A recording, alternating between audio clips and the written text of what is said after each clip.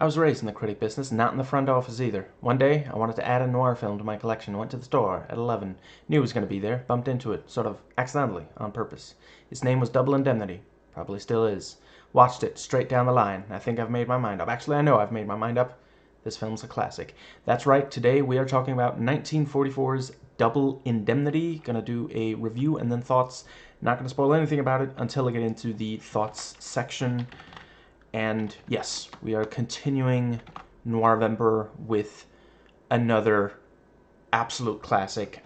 Just gonna briefly do the... So yeah, I have not seen a lot of Wilder's work. I thoroughly enjoyed some Like It Hot as well. I'm not gonna claim that that one isn't somewhat problematic by, you know... Anyway, yeah, classic piece of noir, ought to get a viewing by every fan of such. It does an amazing job building suspense and tension. The plot is well written. The twists are impeccable.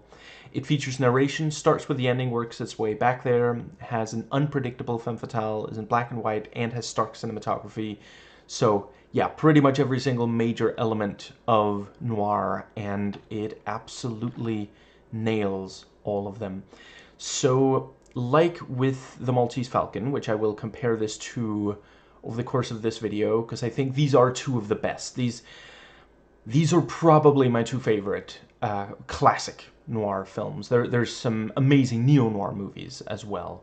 Not intending to talk about any neo-noir during this Noirvember. Possibly next year, we'll see. Not making any promises. What I will promise is there's no way that I'll never talk about another neo-noir movie, because it is a subgenre I absolutely love. But yes, crap,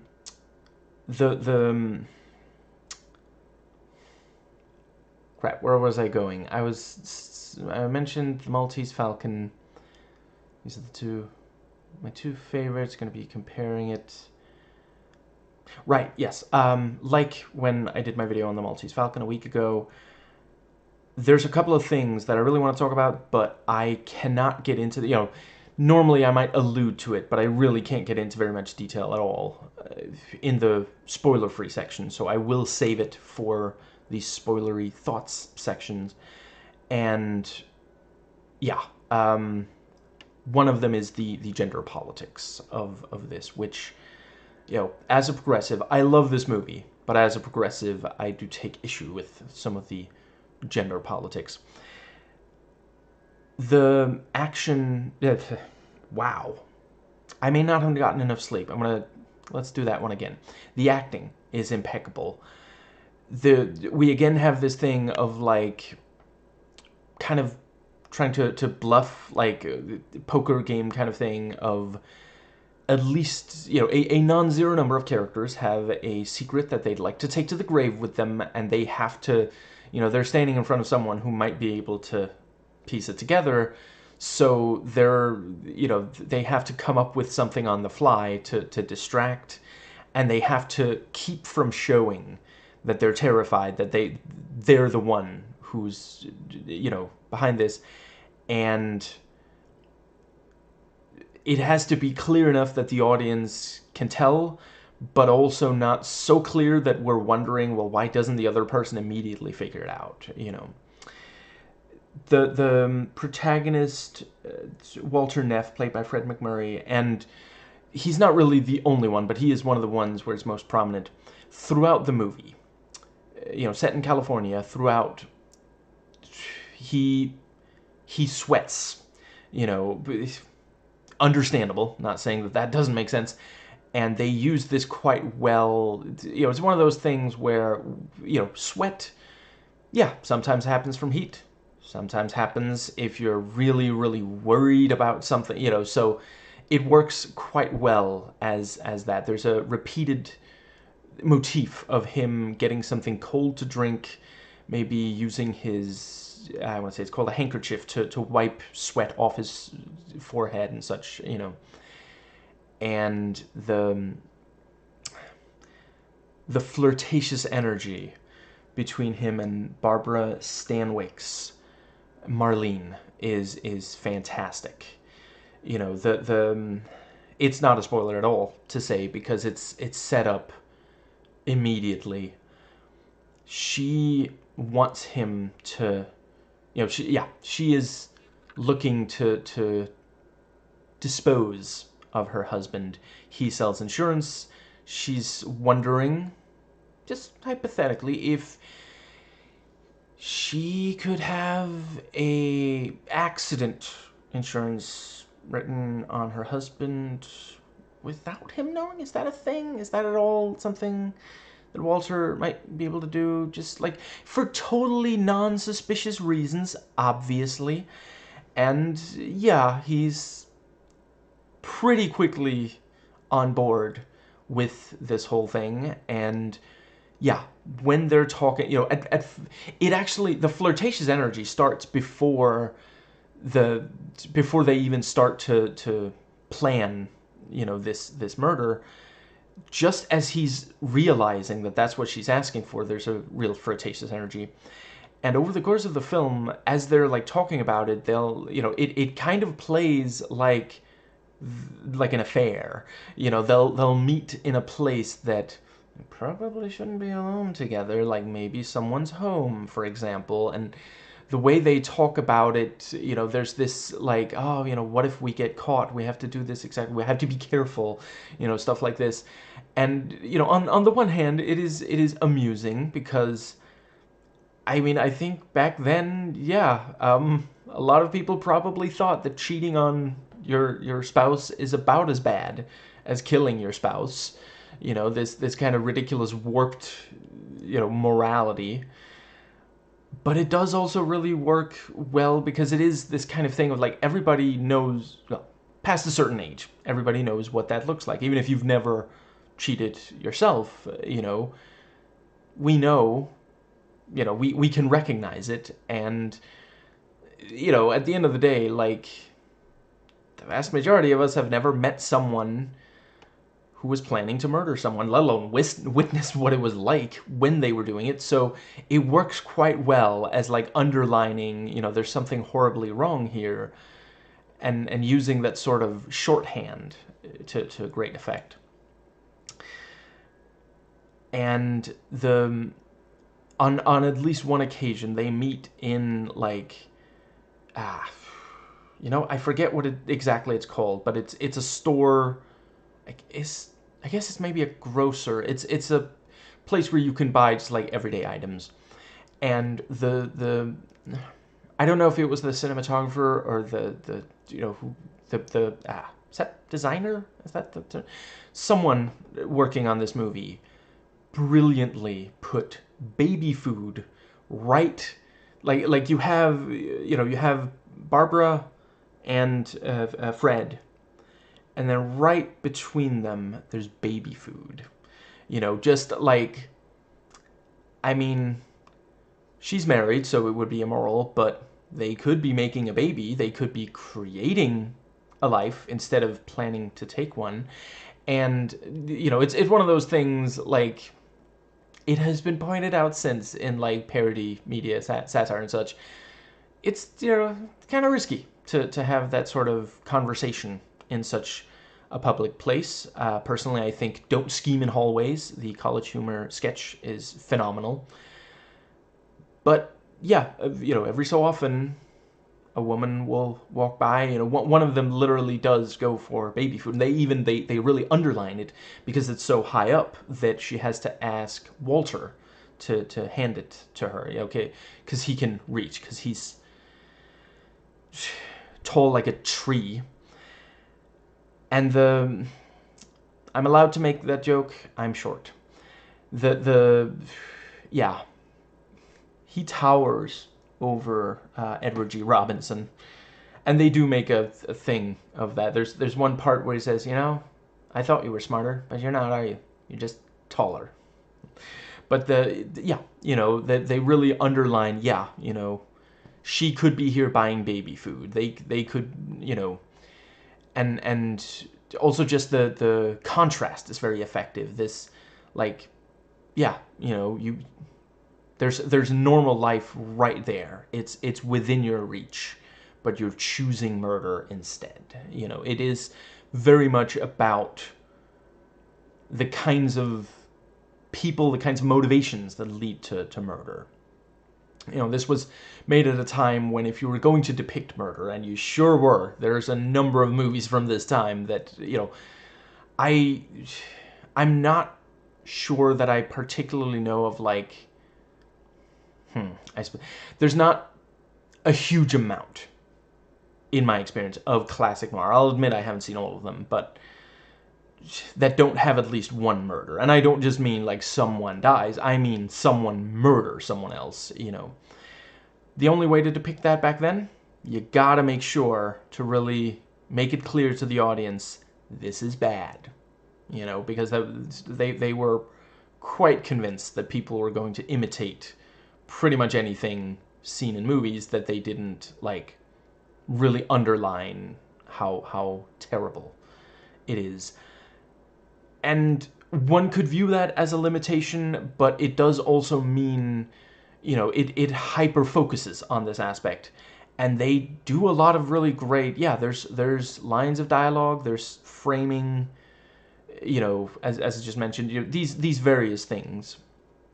I can appreciate, you know, by today's standards, like, you know, I can imagine some people viewing it today might say, you know, isn't it going to be about anything else? And, you know, the level of complexity has grown significantly. And, you know, this movie is, you know, what, 80 years old now, so, you know, that is part of why that is the situation.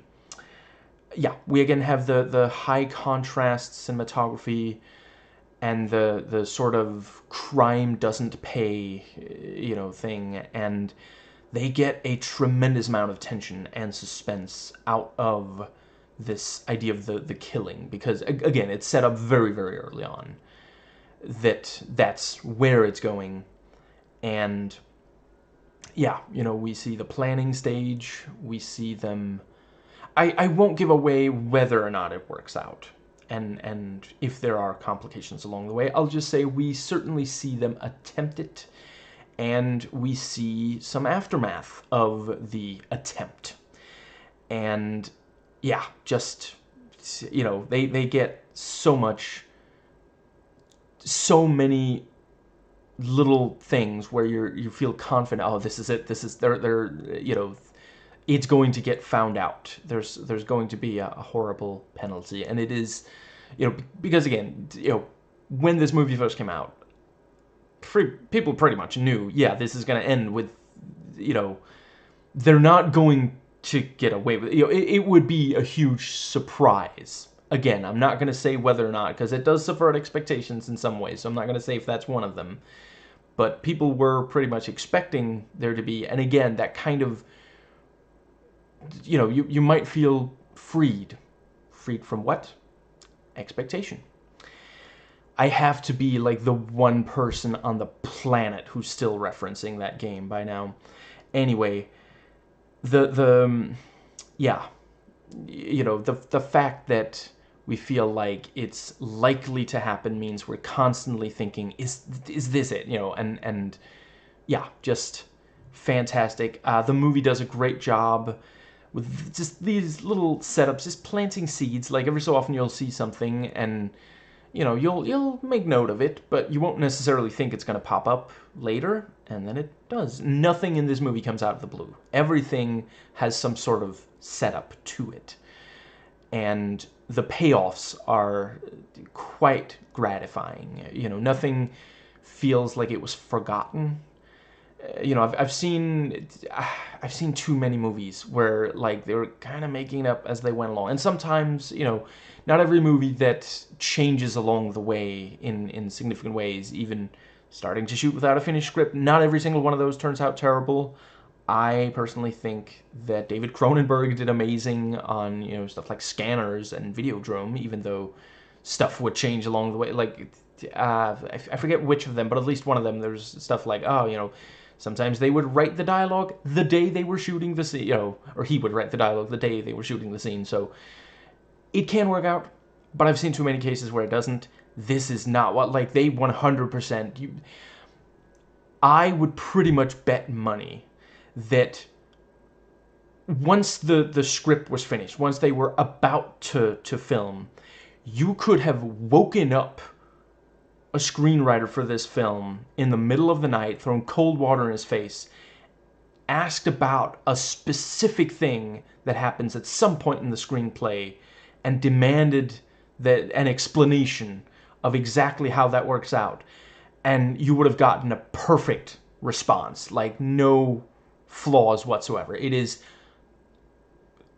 just beautifully well crafted from start to finish. That might be about what I can say without spoiling anything. Let's see.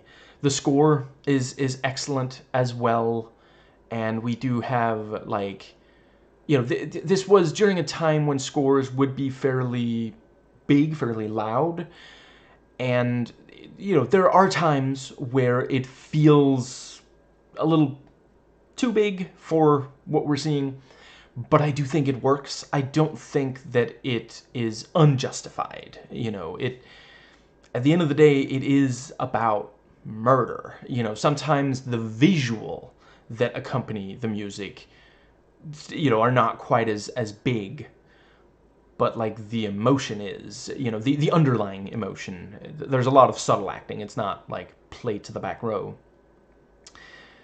And I think that might just about be all that I can say without spoiling anything. So yeah,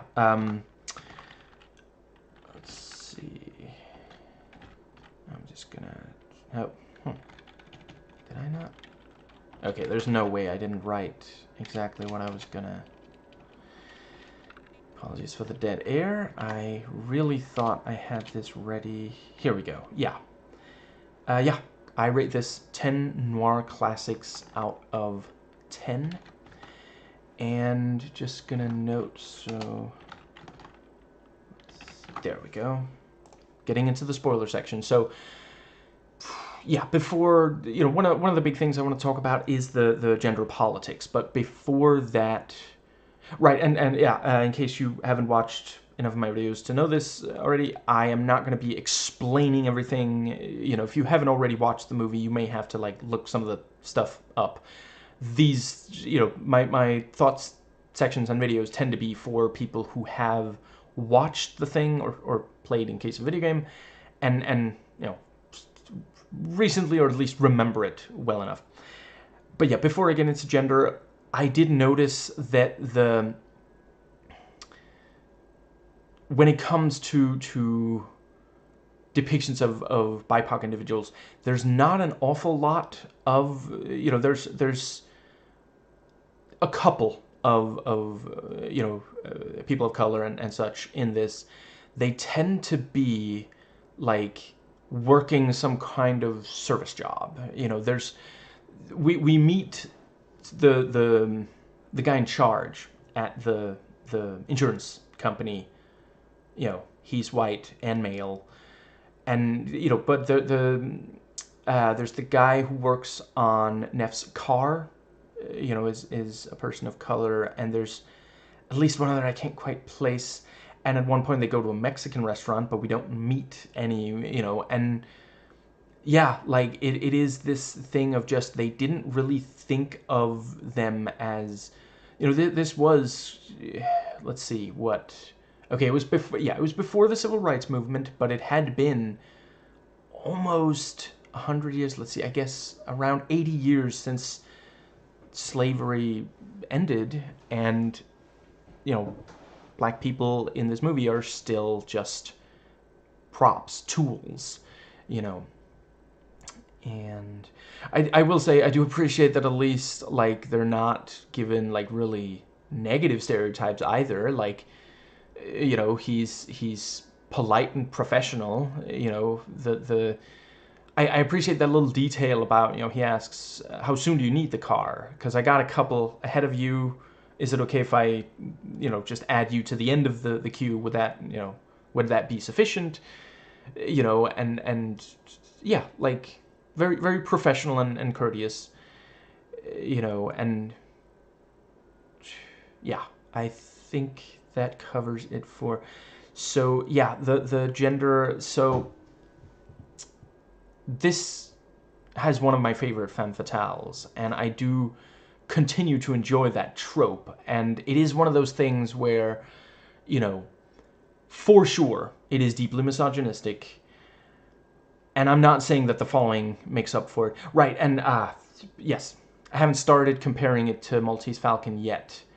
But before I do just want to underline, I'm not saying either of these movies are necessarily bad.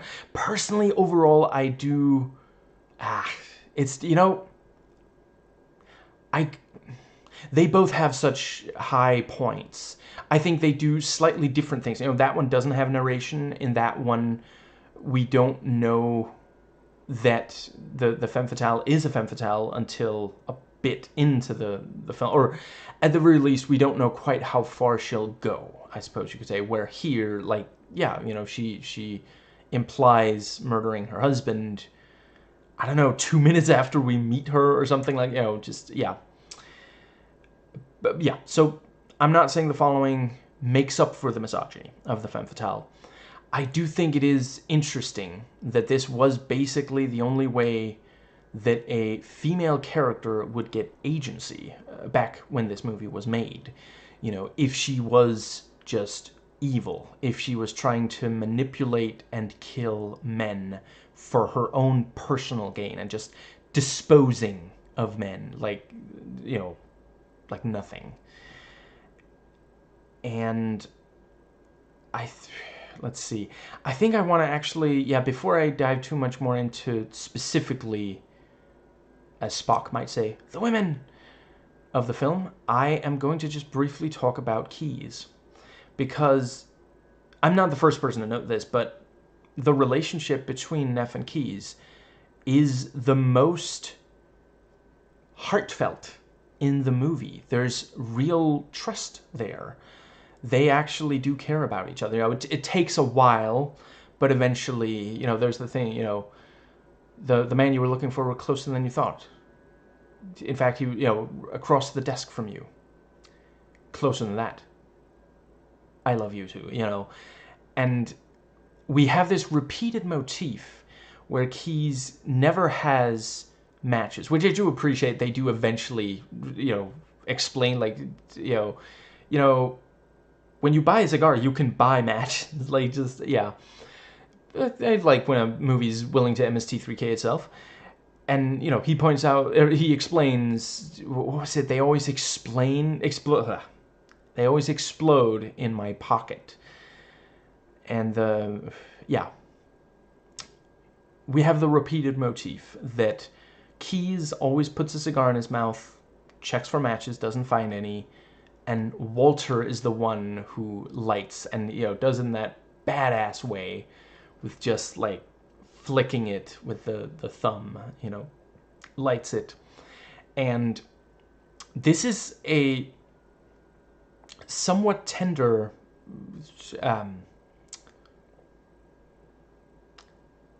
thing to be doing. You know, it is yeah.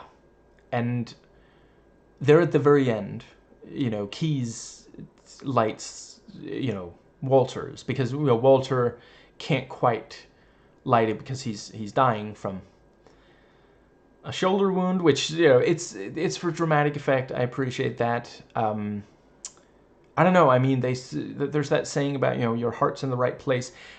I think if you're willing to kill, you know, for money and, you know, a woman you just met, your heart's probably not in the right place. Maybe his heart is significantly closer to his shoulder. And yeah, you know, Keyes is the one lighting the cigarette rather than his cigar being lit. And yeah, you know, there is something more there, and it's you know, before I say The Following, obviously there's nothing wrong with being gay or otherwise not straight. I'm just saying, back when this was made, they would have thought that it was wrong for two men to find each other attractive in that kind of way. And yet it does end up feeling like, because, you know, there's a number of movies that have been reclaimed by the LGBTQ plus community because of, you know, you could read, for example, gayness into it. And yeah, like there's definitely something here, in addition to Keys talking about his little man giving him indigestion, the man inside of him giving him indigestion, and the, you know, stomach problem. Yeah, you get it. And yeah, the fact that the most meaningful relationship is between two men, you know, yeah, like back then they would have said, no, it's not gay, they're just close friends, you know. This historical man was not gay. He just never married, and he lived with a lifelong male friend. It was completely platonic, you know, because that is where you end up when misogyny is like sufficiently intense. Like if you don't think you can be vulnerable with someone of the opposite, you know, yeah, if you as a man think you can't be vulnerable with a woman, I mean, eventually you're gonna want to be vulnerable with, you're gonna need to be vulnerable with someone, or, you know, you're gonna have a mental health crisis. Yeah,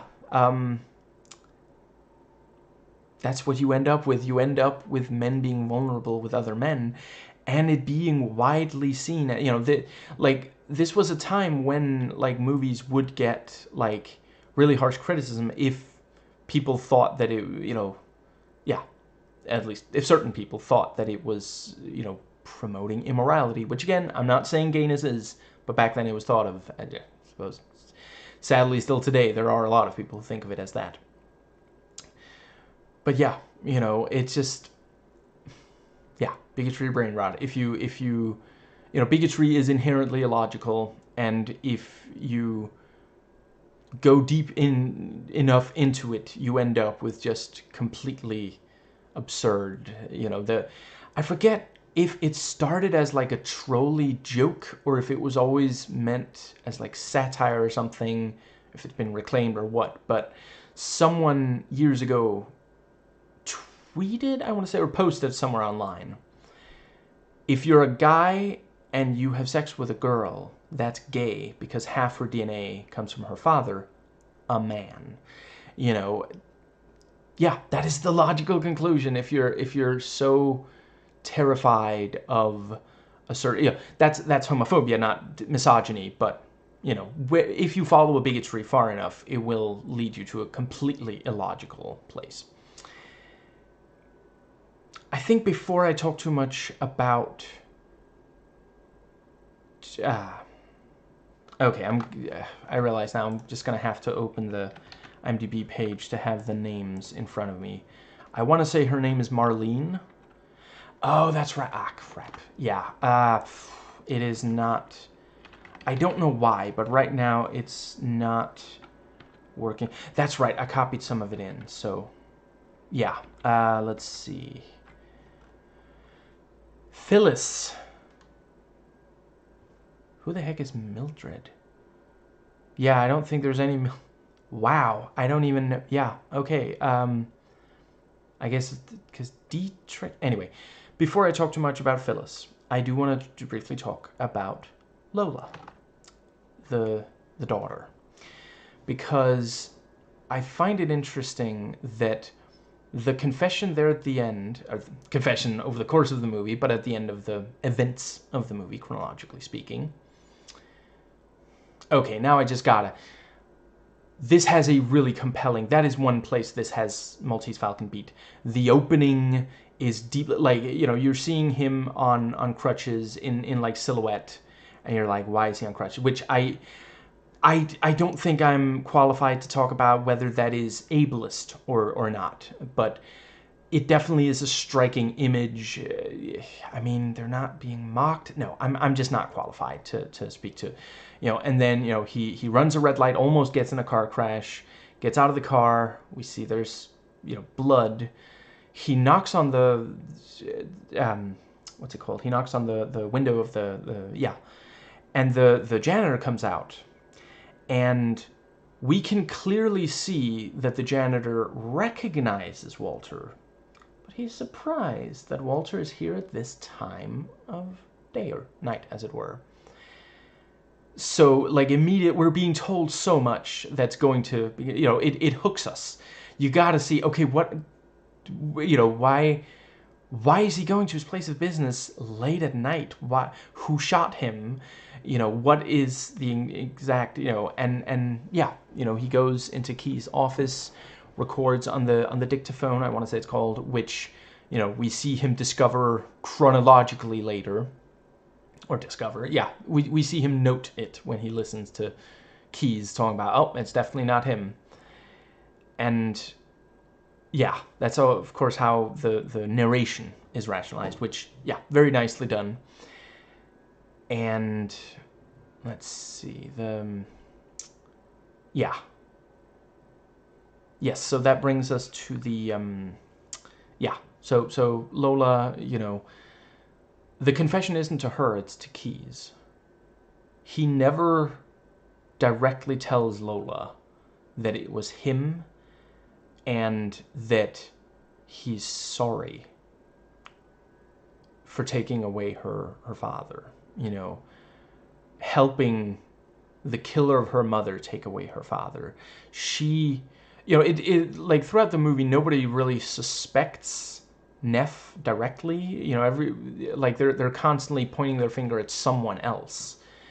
Sometimes some mystery man that they don't know the identity of yet, when Neff is right there, which is, of course, this thing of, like, the more people are convinced that it's not him, the guiltier he feels. He's not relieved at getting away with it. He's just, yeah, he feels terrible about people trusting him so much, which is quite effective. And it's one of those things where, like, thankfully most of us have never killed anyone, but everybody's felt guilty at some point, so using guilt as a major theme here is, the way that Maltese Falcon uses greed.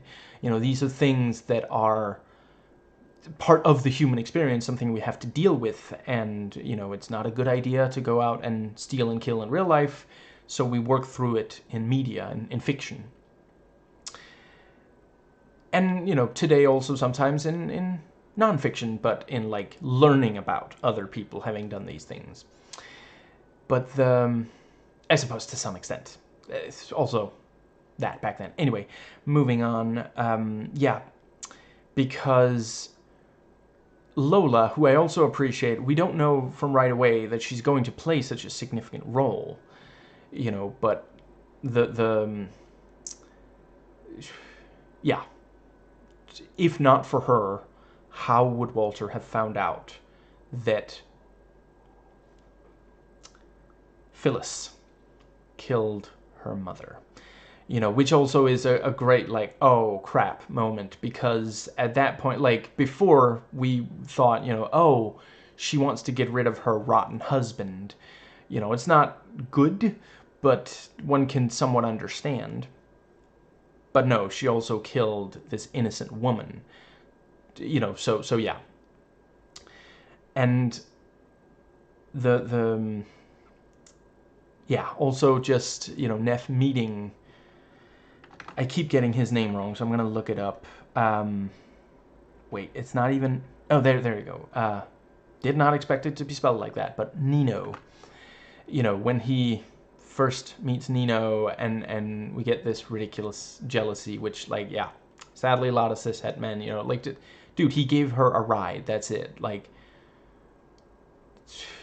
I suppose I could say, he's way too old for her, but then there's a lot of people that wouldn't stop. But yeah, let's see, yeah, by the end of the movie, he has, Neff has spent a decent amount of time with her, a number of hours, and that, he got her to relax enough to like laugh, which that's one of those funny things. Like, I'm sure that's in at least one parody of one of these, like, he says, I even got her laughing, and then we see her laugh, and then, the parody could have the voiceover go, see, told you, she's laughing. But she ends up really trusting him, and, you know, the payoff to that is that he does end up, you know, regretting the crime and trying to do the right thing. And he sends Nino back to her. But he doesn't confess to her. Like, he doesn't even give her a phone call. Like, there's a phone at the office. You know, you could have, you know, like, I'm not 100% certain that he could have made the drive all the way to her. And there is a certain school of thought that says maybe don't show up on the doorstep of a woman you barely know, wounded, if you have other options. But the fact that he doesn't even tell, and I can also appreciate, you know, the dictaphone, yeah, it's a confession, it's, you know, admissible in court. It will resolve the insurance, what's the word, the case, if that's what it's called when it's insurance, you know, yeah. And which it is a little funny to imagine, like, them just playing that whole thing in court, and, you know, the jury goes like, murder can smell like honeysuckle. Didn't know that, you know. But yeah, poetic license, poetic language. And yeah,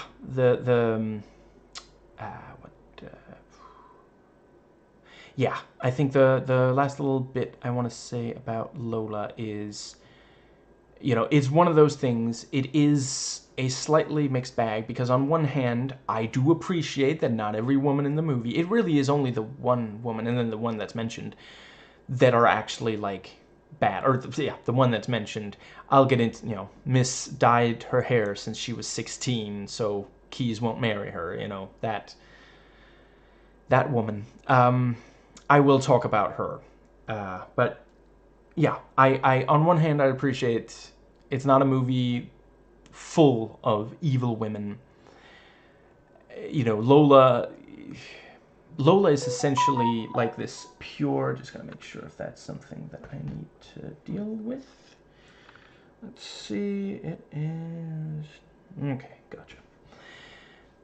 You know, Lola is basically this pure, you know, just like almost saintly, you know, yeah, does almost nothing wrong at all throughout the entire story. You know, like, think about how easy it would have been to write in something about, like, oh, you know, once she saw that Phyllis killed her mother, she considered killing Phyllis, but she couldn't bring herself to it, and that's how we get the rest of the story, or something like that, you know. But no, like, she felt like she knew, but then she was like, maybe not, and then, no, she really did do it. And what she does with that information is tell a man so that she can try to have that resolved. She doesn't go and try to do something herself, which, again, that's as much agency as women get in a lot of these stories, if they're not evil.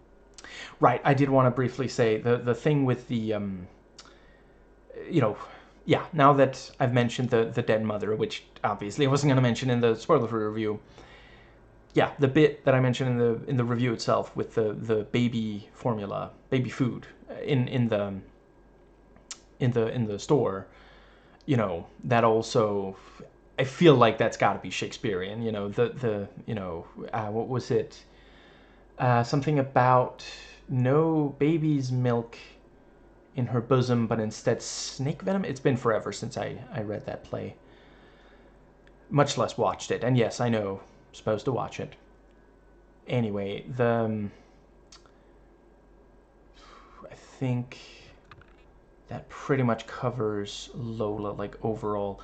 I do want to briefly say, one of the few things is that she does lie to her father and Phyllis about where she's going. You know, I suppose at first she lies to Walter, but she, you know, tells him the truth about that, which, again, you know, see, good girl.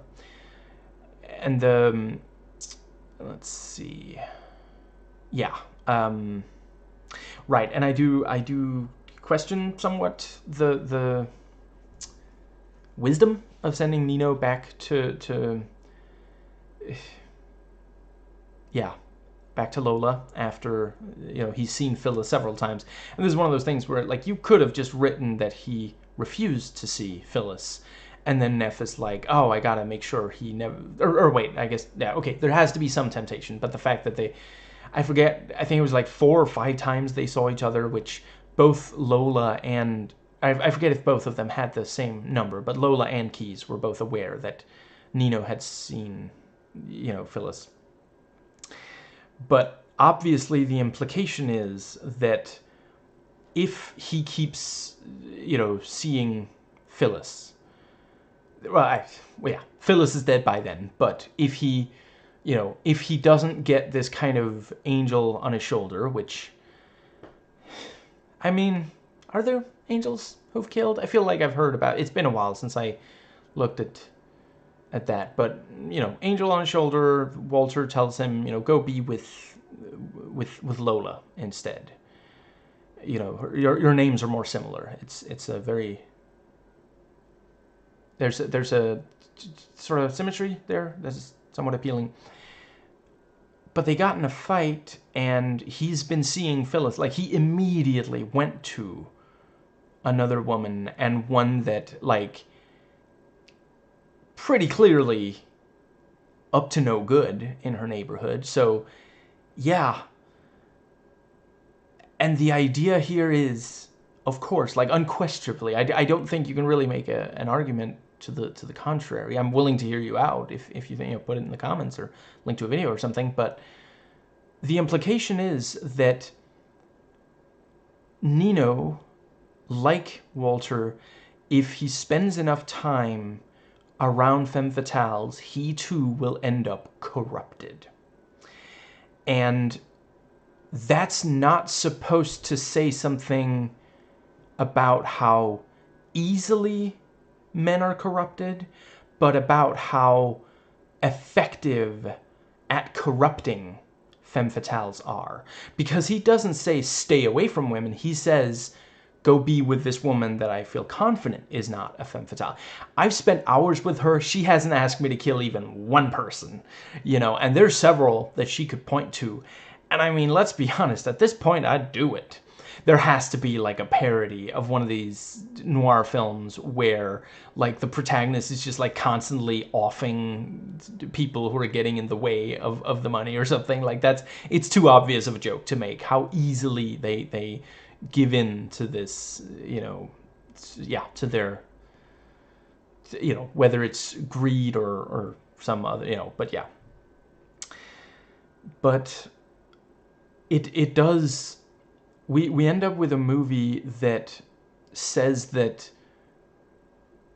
most women, if in a situation where at all they have anything to gain from it, will lie. Like, the woman asking for baby food doesn't appear to lie. I suppose it's possible that she actually wanted something else, but I'm joking. Even Lola lies, but only about, who she's with. She claims she's with a female friend, and this was a time when, they didn't think lesbianism existed, so they didn't worry about that. It's a movie that says that most women lie. We witness 2 different women lying. We hear about a third, Miss Dieter Harrison, 16. But it doesn't seem interested in asking why they lie. I can never remember if this is like an international play or purely a Danish one, but there is a, let's see. There's a Danish play, let's go with Jake on the Mountain or something like that. I think that is roughly what its title would translate into. It's basically Prince and the Pauper. There's a lot of different, cultures across the world that I believe independently of one another, for a lot of them at least, came up with this idea, because it is really, and sadly a lot of people still haven't, internalized the message. Certainly a lot of rich people haven't. But there's, early on, Jake is seen to drink, and he notes that everyone in town knows that he drinks a lot and mocks him for it. And there's this fantastic line. Everybody says Jake drinks. No one asks why Jake drinks. And the movie, you know, by today's standards, not to everyone, obviously, I'm sure, you know, a lot of misogynists don't view this movie as that different from, you know, when it was made, except they're probably annoyed that the women don't sexualize themselves more, and then so that they can then get angry at them sexualizing themselves or being sexualized against their will. But today, by progressive standards, it's hard not to notice the rampant misogyny. And when it was made, there was just so much misogyny that it was taken as natural. It was in the air they breathed, you know, that and, you know, little specks of lead, and just the lead paint, whatever. I think you get the reference I'm making. It creates a world where men inherently distrust women and, you know, are willing to do really awful things, you know, sometimes for women, sometimes just out of self-interest, and then doesn't seem to think that that might help justify lying. Because, again, like, you know, Lola only lies once and immediately comes clean to a person she feels she can trust. Which is, you know, ironic because he's one of the least trustworthy characters in the film. So again, you know, they're playing with that thing of, like, you know, the guilt he feels for being trusted when he clearly doesn't deserve it. But yeah, the movie doesn't seem to really judge, at least not all of the men, you know, for the way they treat these women, because, like, it's time to talk about Miss Dyes Her Hair Since 16. So Keyes talks about that he did almost get married once. He was really close, but then the little man inside acted up. And so he researched her, and the reasons for not marrying this woman that he was in love with was that she did not disclose the fact that she dyed her hair. So that really shows how far back, you know, like today you'll hear, you know, there's misogynist male influencers who are like, oh, you know, makeup is the biggest lie today, you know, and that's, yeah, even back when this movie was made, that was a thing that people were actually upset about, when it's like, I mean, not exactly murder, you know. You know, I can't help but note that the one person clearly demonstrated to kill someone in this entire movie is Walter. Like, the camera is sure to underline how much Phyllis is like into it, but she didn't actually do it. And, you know, there's maybe an argument to me, oh, you know, she didn't want to get her hands dirty, she didn't want to, you know, have to deal with the various aspects of that, maybe the guilt, although at the end she says she wouldn't feel any guilt, she doesn't love anyone, she never has, she's rotten. You know, maybe she's worried she's not physically strong enough, you know, there's various, you know, but yeah, like, she thought about it, he's the one who did it, and he, you know, he's not the one trapped in a loveless marriage, you know. But yeah, just, okay, so Keyes didn't get married because the girl had dyed her hair since she was 16. She had a history of mental illness and had been married once before, and she didn't disclose this. Now, obviously, communication and trust are key to a healthy relationship of pretty much any kind, you know. It's especially important, and you're, you know, going to especially go over history and be like, yeah, if you are in a romantic relationship. But at the end of the day, like, that's it. Like, that's why he didn't, you know. So yeah, the movie seems to, and you know, the movie isn't saying that Keyes is ridiculous for this, because Keyes is almost always right. Like, the only times Keyes is really wrong about anything is that he trusts Walter more than Walter deserves, you know. But Keyes' instincts are never really wrong. We're told this, you know, many times over the course of the movie. And I do appreciate that Keyes, once there's that thing about, if you sign this, waiver, the insurance waiver, you're an honest man. We won't press charges, even though you tried to do insurance fraud. You're somebody else's problem now. Just don't come back, and we won't see you again. But the fact that was enough for Keyes to end a relationship with this woman, rather having a conversation with her and just being like, have I said something or done something to make you not trust me, not to make you think that I would leave? No, he does leave. Like, I mean, I feel like that's probably why she didn't tell him. It's not like she kills someone. Like, the first time I watched this movie, I thought that after he said, she already had a husband, I thought that he was going to say, and she killed him, or something like that, but, or she was going to go back to him taking my money or something like that. But no, legitimately, the movie seems to believe that a woman lying is just by itself such a terrible thing that you should end a relationship that was about to culminate in a marriage over lies. That, like, I mean, I think maybe some of it is also this thing of like, oh, so maybe she's no longer a virgin if she's already been married. But yeah, I mean, some women have lied about that because that's the only way they can get another husband. And if they don't have a husband, they can't get any kind of financial security. And, yeah, the patriarchy is a system that says if a woman can't,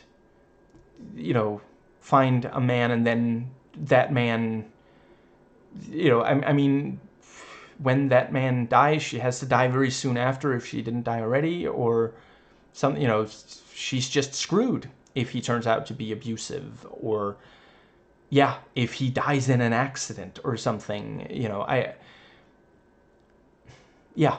Just like if a woman doesn't get it exactly right the first time, she doesn't get to live a life of financial stability. She doesn't get to be loved by someone. She's just screwed. And Keyes doesn't have a problem with this, and I don't think the movie does either.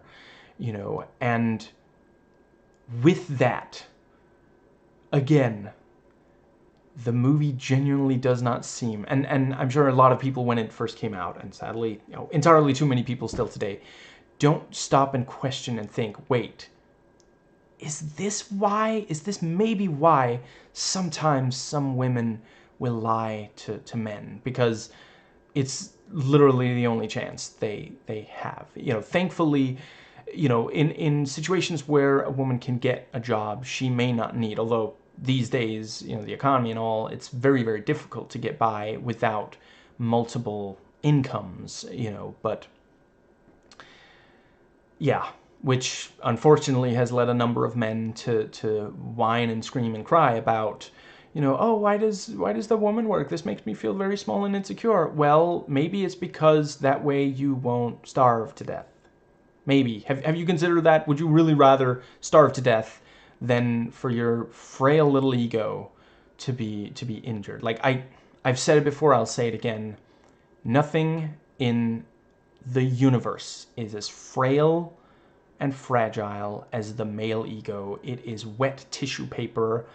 I'm trying to do what I can to keep mine in check, but it's, and I don't think that it's some kind of inborn genetic quality. It is cultural. We have to change the culture. We have to make men more comfortable with being wrong and not getting everything that we feel we were promised. Like, I do remember, when I was younger, I was sometimes frustrated that, my life didn't turn out the way it was in the movies at all. And then, I looked at how bad things are for a lot of minorities, and it's like, wow, that's, yeah, my problems are so much smaller. And the problems that men have are being solved by feminism. They certainly aren't being solved by men's rights activists. Now, I think that does just about cover. So the yeah, I'll talk some about Phyllis. So, yeah, I already mentioned the fantastic flirty vibes, and yeah, I love the way that every so often it does, like, you know, she doesn't quite do a like schoolgirl act, but she does very much, you know, she does at first claim that she doesn't really want her husband dead, and then once she admits that she does, she starts talking about how bad he is. But you know, we do gradually see more sinister sides, and this is, I gotta show, the cover is pitch perfect, because in his face you do definitely see this like desire, and with her there's more this sense of like, I got him, you know, he is, I got him hook, line, and sinker, you know, and she's just barely, you know, there's just a little bit of being turned away, like she's denying him, and it's also just enough that, you know, maybe he can't quite make out, you know, her mind is elsewhere, his mind is on her mind is on manipulating and such, which, you know, to be clear, like in real life, it's not as one-sided as this. Yes, there have been, you know, there are some cases of women having killed men, including for money, and there are cases where a woman has manipulated a man that she was very close to, but it's not like the people who talk about this so rarely talk about how men manipulate women, or try to make it out like, oh, that's okay, you know. There's a lot of variations of the following joke. I'll quote the one that I think is simultaneously the most telling, and also the one that, like, yeah,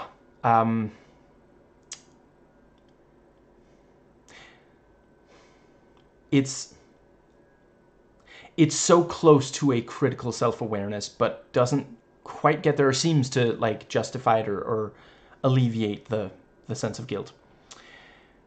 So the following is a direct quote, not something I've ever thought or said or done. I learned a lot from my last girlfriend, and she learned a lot from me. I learned that she's willing to fake an orgasm for the sake of a relationship, and she learned that I'm willing to fake a relationship for the sake of an orgasm. End quote. And somehow there's a lot of misogynists who say, oh, but that's no big deal, because it's more important for a man to climax than for a woman to have financial stability and love. You know, there's so many misogynists who think that women should just be used by men, but also that a man shouldn't settle for a woman who's been used by other men, and somehow don't either don't see that, no, but you're like, you're creating the problem here, you know, by on the one hand thinking that women, you know, lose their, you know, decrease in value, you know, for one thing, as they age. Let's see, what is it they say, like age 25? It's ridiculous, you know. And as others have pointed out, is it an accident that that's actually when the brain is fully developed? Like, these men literally don't want an adult woman. They did mentally, I'm talking about, you know. I'm not saying they're all like, anyway. Yeah, the you know, yeah, on, you know, for that's one thing. And another is, you know, the more sexually active, you know, sexually experienced, that's another way to look at it. It doesn't have to be seen as a bad thing, and certainly a lot of these misogynists don't think it's a bad thing for a man to, you know, yeah, somehow that decreases her value dramatically, but they also think that men should be taking advantage of women, and then, you know, yeah, it's like a firefighter going around starting fires and then wondering why is there so little, you know, yeah, you're creating the problem, you're not supplying the solution. At most, you're, you know, Okay, yeah, I think that requires further explanation. The firefighting part of that would be telling other men that they shouldn't be with a woman who is, because they claim that a woman who chooses to be with multiple men is not good enough to have a man. And then that's them setting the fire. The putting out the fire is them telling men, oh, you shouldn't settle. Yeah, okay. I think I'm just gonna move on. I hope you get where I'm going with it, because I don't think I'm gonna be able to. Yeah, I must not have gotten enough sleep last night. Okay. Let's see. Yeah, I think that the fact that I think they do a good job of making Mr. Dietrichson seem genuinely, like, just incredibly unpleasant. Like, he's constantly complaining to his wife and about things that they're not, like, I realize the thing about, him complaining about her buying hats, it's that misogynistic joke about, women are shopping, and it's also supposed to imply that she does spend too much of his money. And at the time, Walter doesn't see it that way because he's only got eyes for her. And I think that we are maybe also supposed to make a mental note of the fact that ultimately he was right, that Lola was lying. He practically interrogates her about where she's going. He was accurate that she was lying about at least some of, and yeah, you get why she wouldn't want to be with him. And thankfully they didn't feel the need to resort to racism, at least in the movie. I suppose, actually, yeah, I just realized I forgot to mention, I did not, I wanted to listen through an audiobook, but I couldn't find a copy that I felt confident was 100% legal. I'm not gonna get into any kind of possible illegal, yeah. But I do hear that there are some differences, and apparently a lot of the changes were for the better, and the author of the novel actually admitted so, which, there's a lot of adaptations where they change things, and the author is like, burn every copy of the film, I think even if I didn't despise Ayn Rand, which I do, because her philosophy has done significant damage that, some of which has not been repaired yet. Even if I didn't, I think I would still find it hilarious that she got so mad that one of the adaptations of her books cut out what I understand is a ridiculously long and self-indulgent monologue, which, describes a lot of her writing from what I understand. I've never forced myself to read. I report what others have said. Apparently her writing was very long and self-indulgent, and just, yeah. It would have grind the film to a halt. And honestly, I'm fairly confident it would have dramatically ballooned the running time. Like, the movie wouldn't have been... Yeah, they had to cut it. But she felt so offended by that she demanded no more movies be made out of her books. And that's actually why, if you look at when the various adaptations of her books were made, there's a huge gap. That's because there was that movie, and then eventually she died. And then they started making them because she wasn't alive to stop them anymore. I'm sorry, that's hilarious. She was so petty. She could have done so much more damage. I'm grateful for it. I'm grateful that she's that petty.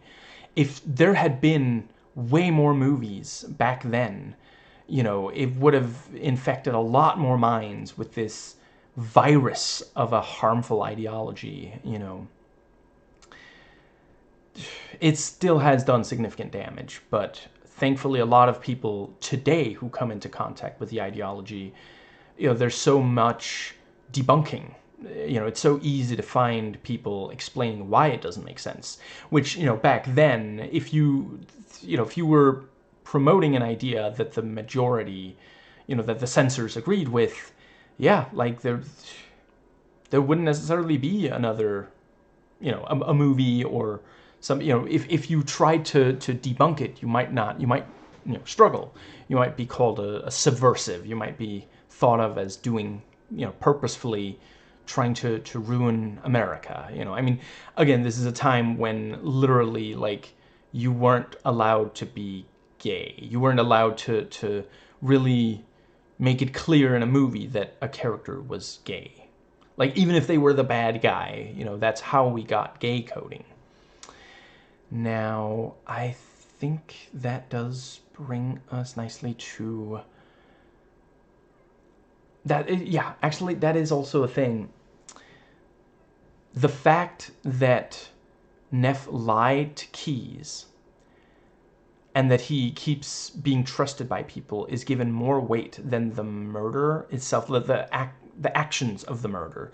They spend some time on the planning and aftermath, but we barely know Dietrichson, and yeah, again, like, they could hypothetically have had Neff, we could have seen Neff talk to Lola about her father, and maybe there could have been some kind of, trying to come to terms with, I mean, yeah, he wasn't a perfect man, but he was my father, and Neff could point out, I mean, because, like, I don't know if I 100% agree with it, at least in this case, in many cases, but Neff could have said the only reason he interrogated you like that about where you were going is he was worried about you. He didn't want you to end up in trouble, something like that. But they barely get into it. It focuses on the lies, especially lying to men. Especially women lying to men. The femme fatale lying to a man. And yeah, like, at the end of the day, like, yeah, by the end, Neff is also dead. But oh, right, I think, did I word that right earlier in the movie? I think at one point I said, we were supposed to judge Phyllis really harshly for, even though, let's see. See, I think what I meant to say was, I think I might have said it wrong at that time.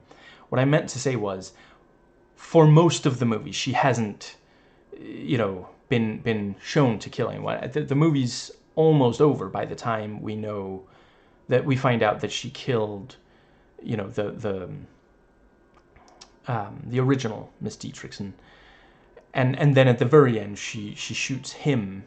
But she also doesn't shoot him more than once, even though she says she doesn't love him. That kind of felt like they maybe originally were going to have her say, I love you too much to shoot you, and then somebody else came in and said, no, you can't have her love him. But we still need him to live long enough to give, Okay, that is one thing. I said in the review that there was nothing wrong with the script. That is perhaps the one thing that could have been at least slightly better. Anyway, I do think that the movie encourages us to judge her very harshly even before we find out that she was willing to kill anyone other than, because keep in mind, a loveless marriage, and, we're told, she'll be left penniless after, if not for this, because his life insurance sends all the money to Lola. I'm not 100% certain. A number of the things she says turn out to be lies. I suppose it's possible that was also a lie. But let's see. But yeah, there you have this thing of like, well, yeah, I mean, obviously murder is wrong. Violence of all kinds should only ever be used as absolute last resort when there's no other way to avoid and only to protect yourself or someone else from greater violence. But yeah, I mean, this was a time when it was difficult for a woman to remarry. So, you know, if he dies before she does, she won't have anything. And, you know, yeah, just and yeah, you know, being trapped in a loveless marriage. And, you know, keep in mind back then, you know, if he abused her verbally, physically, sexually, there wouldn't be very much at all she could do. And let's see, I think that pretty much covers, yeah. Let's see, I think that might be about, but yeah, I do think they do a good job. You know, each time we see her with him, with Mr. Dietrichson, you know, he's like yelling at her, even when like she's barely, you know, so, like some of the time, you know, she'll say something slightly sarcastic, but she says stuff to Neff as well, and Neff just rolls with it, you know. Now, I think that does just about, let's see. Yeah, I think that might pretty much cover all I have to say about Phyllis. One thing I definitely do want to say about the scene where Walter shoots her, that again, you know, I talked about something somewhat similar, arguably worse, in my video on The Coroner weeks ago. The fact that this man does not at all have to kill this woman. And think about how easy it would have been, because you literally could have just had that he had, you know, let's see, I guess he wouldn't normally carry a gun. And I appreciate the poetic, you know, justice, I don't know, that he uses her own gun to shoot him. And I love that we see her hide the gun, you know, very Hitchcockian, this thing of, you know, tell the audience that there's a bomb under the table. They'll spend 5 minutes going, no, leave the table, you know. Yeah, like, let's just say that, you know, because he, you know, he says in narration that he was going to confront her. He was going to tell her, this is over, I'm telling them everything. If you had a thing of him bringing a gun, which, I mean, he's not exactly a good person by this point in the movie. Maybe he was before the events of the movie, before, you know, he's clearly very jaded at this point. But, yeah, have him bring a gun for protection. And, you know, we the audience can see him, you know, pocket the gun, and then we'll be like, oh, who's going to draw first, kind of thing. And then, you know, she does draw first because he trusts her, you know, he turns his back on her. And then as soon as she's fired, he, you know, grabs his gun and shoots. And then as she's dying, you can have her deliver the lines about, you know, I don't love you, I never loved anyone, I'm rotten to the core.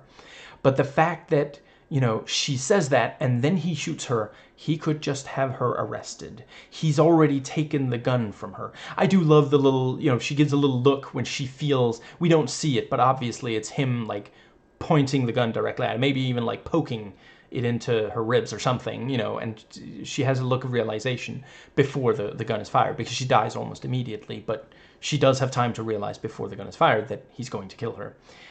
But he didn't have to kill her. But again, the movie seems to think, because at that point, keep in mind, he's been shot in the shoulder. For all she knows, he's going to make it. And again, it's the thing of, like, I guess maybe they're saying, oh, you know, women are terrible shots. We don't want to give a woman too much agency. Like, if we don't want to put ideas in these women's heads, you know. I mean, for most of the movie, you know, we have him willing to kill, even though it, like, I mean, in part for love and in part for money, but, like, he literally just met her and just, yeah, you know, because I can't help but note that he never, you know, there at the end, he's like, oh, I'm going to go across the border. Couldn't have done that with her instead of killing the husband? You know, like, back then, there were people who successfully escaped. Like, you know, today, it's very, very difficult to completely hide because of the surveillance state and government overreach and such. Although somehow not when it comes to white supremacist domestic terrorists, but yeah. Those just get to you know, They don't get very much vigilance compared to... Anyway, yeah, the back then you could escape.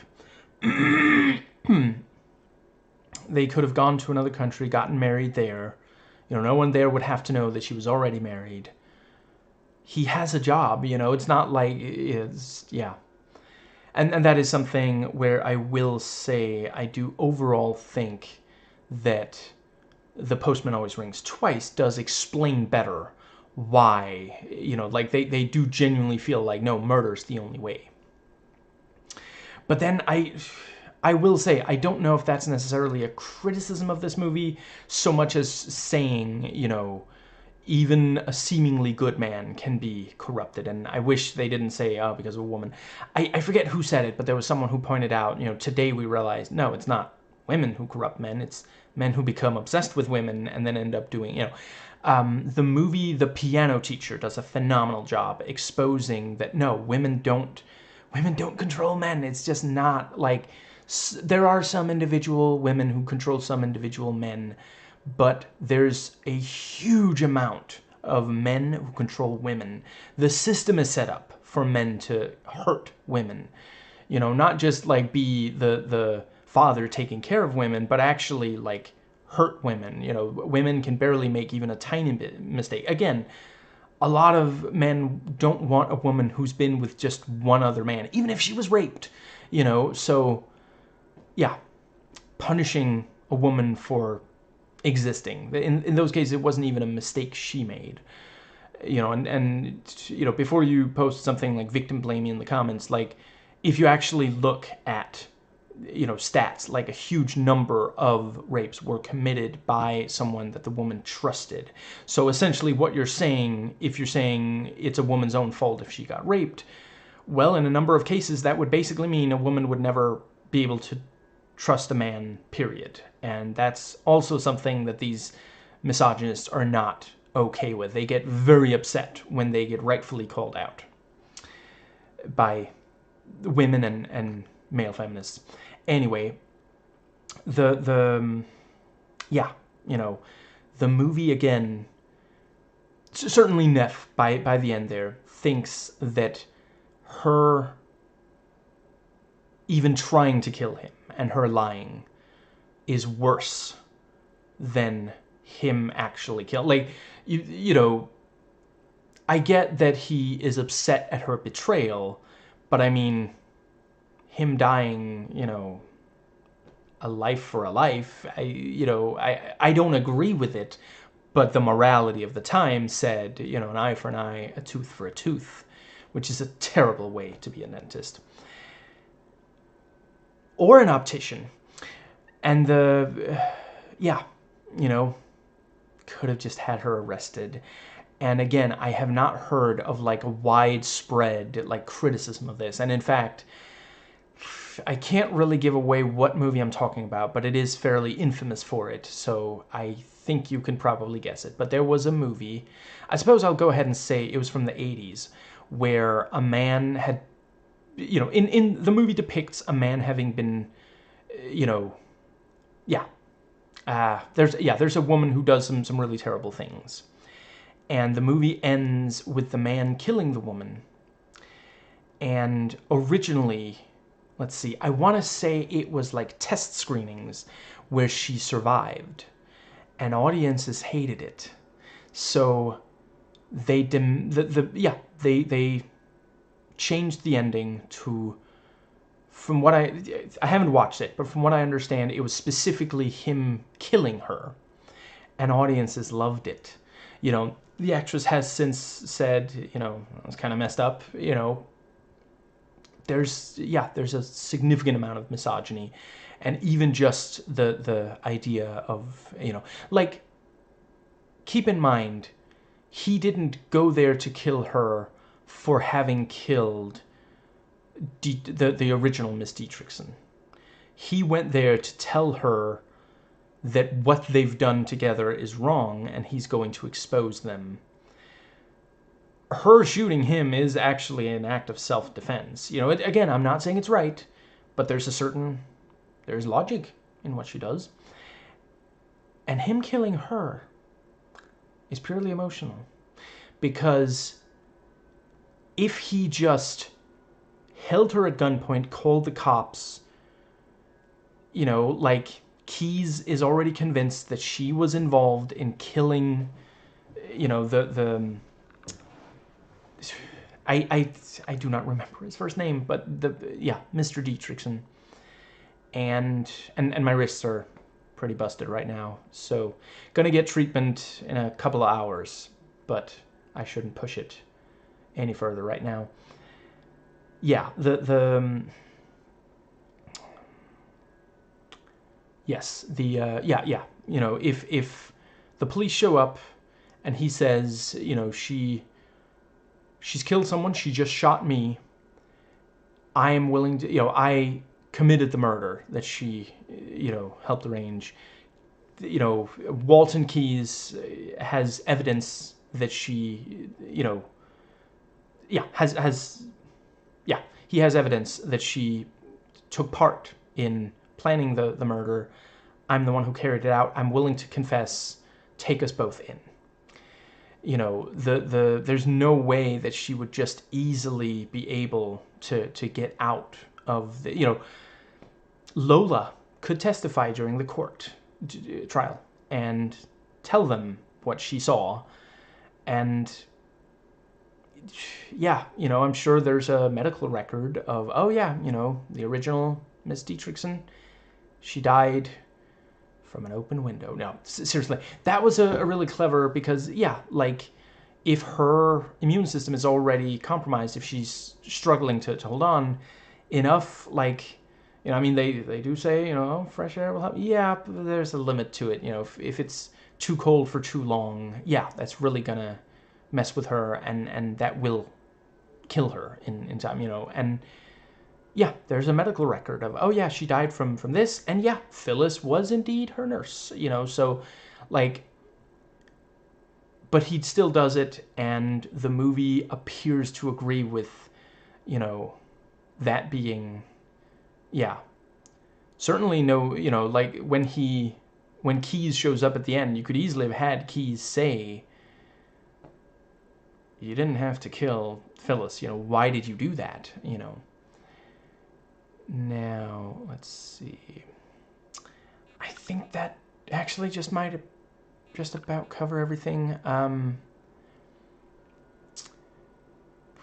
think, yeah, I mean, I forget if I've said the exact words, so just to underline, you know, the relationship between Neff and Lola, I do think really shows that a man can spend time with a woman, build trust with her, and still not feel like he really owes her very much. Like, all he thinks he owes her is sending Nino back, who, you know, has a temper.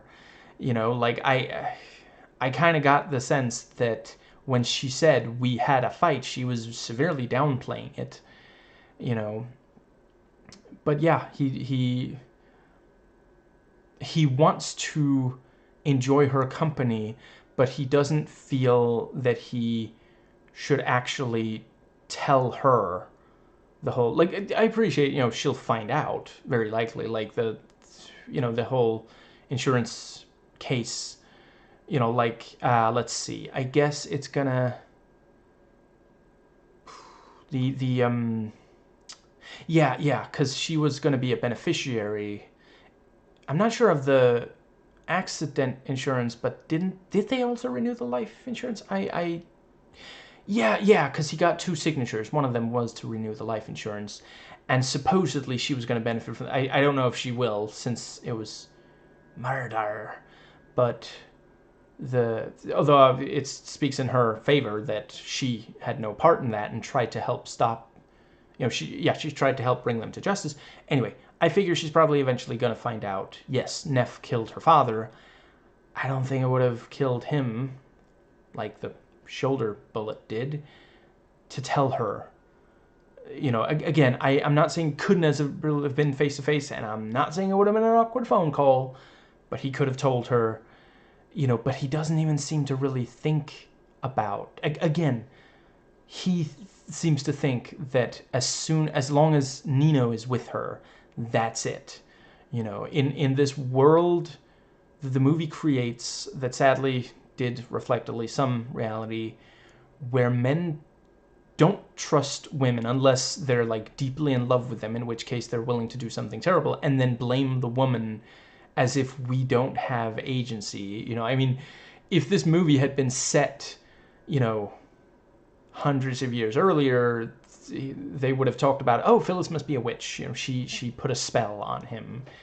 You know, because anything to take away any kind of responsibility of a man who does something bad, it must, you know, it must be a woman's fault. You know, if a man does something bad, misogynists will immediately, you know, bigots will look for a minority to blame if a white cishet man does something bad, especially if he's conservative. Let's see, right, yeah, you know, yeah, in the world that this movie creates, the solution supposedly still is that women have to be with men, even if the man isn't particularly good, even if he was headed down the same path. And I 100% appreciate, you know, Neff, like, oh, if only someone had been hiding in the bushes. Okay, that sounded slightly creepy. And it was purposeful. You know, if only someone had warned Neff before he went in about, you know, not... Just, nobody told him not to kill people, you know? But yeah, like, the solution for Lola is still for a man to be. You know, I'm afraid I'm terrible at attributing quotes. It's my memory, the ADHD. But there was this excellent quote that a lot of men think that a woman is in a good condition as long as she's with a man. If they see a woman by herself, they assume that she needs a man. And if they see a woman with a man, they assume that that man must be doing everything he can to take care of her, and why is she being so ungrateful? You know, unless the man wants that woman, in which case suddenly that man is just the worst person in the world. I feel like there's at least one other thing. Right, I really want there to be like an outtake where, you know, the part where Lola talks about, you know, oh, you know, Nina has been going to you know, to Phyllis's place, and, you know, I just want there to be an outtake where Neff, like, blurts out, you want me to kill him for you? Because I do that, you know, if I like a woman, I'll take care of some man for her. And let's see, I think that might pretty much be it. Right, I like the fact, you know, at the start of the movie we do see, you know, he's bleeding from the shoulder, and then at the end we see, you know, Keys come into the office, and, you know, the janitor called, he saw you were dripping blood. You know, which I do also think, I like the fact that he specifically calls Keys and not the cops, or the Keystone cops for that matter. Yeah, you know, I guess everyone around the office knows that there's a close relationship between the two. Or did he see him go into Key's office? I forget. Anyway, but yeah. And let's see. Yeah, and the point made about, you know, oh, so you want me fixed up so I can walk into the gas chamber? Something like that. You know, just as a good little, yeah. You know, they both realize that that's where this is headed. And yeah, I think that might be everything. Yeah, I think, you know, one could easily make a progressive version of this where really all the changes is you know, underline, no, it's men doing these terrible things, you know, because, like, there are cases where a man went and, if not killed, attempted to kill someone to impress a woman. You know, Reagan, you know, I forget the guy's name, and I don't know that I want to...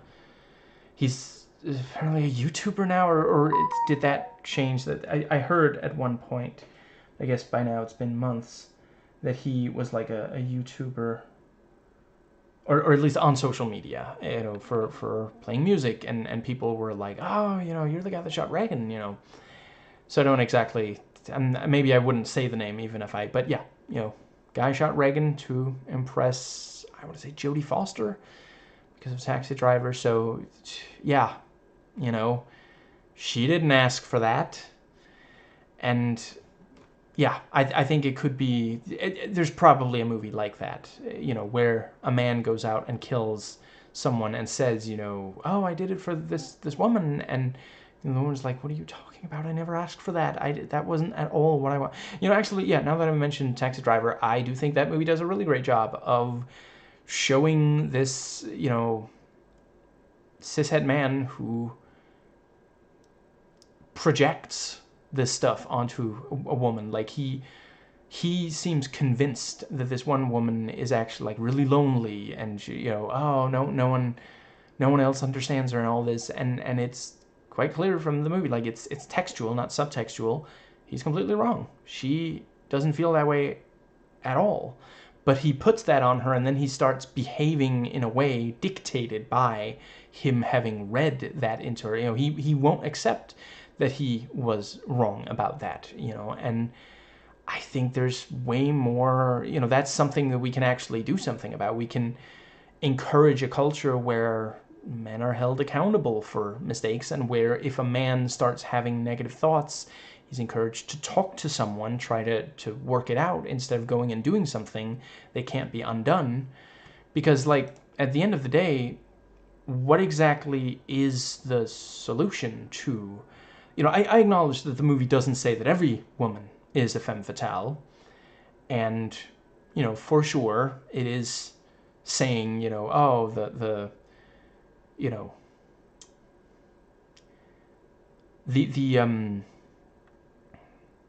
yeah, the man does, at least at first, reject it, and oh, she made it clear. It's not like, according to this movie, it's not in this movie, it's not something he read into it. It was something she actually wanted. But let's hypothetically say that the world is full of femme fatales, that there's just this army of women out there hiding, just waiting for the moment to lure someone into killing her partner or similar. What exactly do we do about that? Like, I guess, what a lot of misogynists do is browbeat women, and in general abuse women. Yeah, it seems to engender a lack of trust from men to women, whilst also insisting that it's important that women trust men. Lola should trust Nino, even though we haven't really seen anything to prove that he's particularly better than Phyllis. But, he's not a woman, so there must be some reason to trust. Because again, think about how easy it would be to rewrite that. Instead of Nino coming to the door, it's Lola, not there to meet with Phyllis like Nino was, there to confront Phyllis.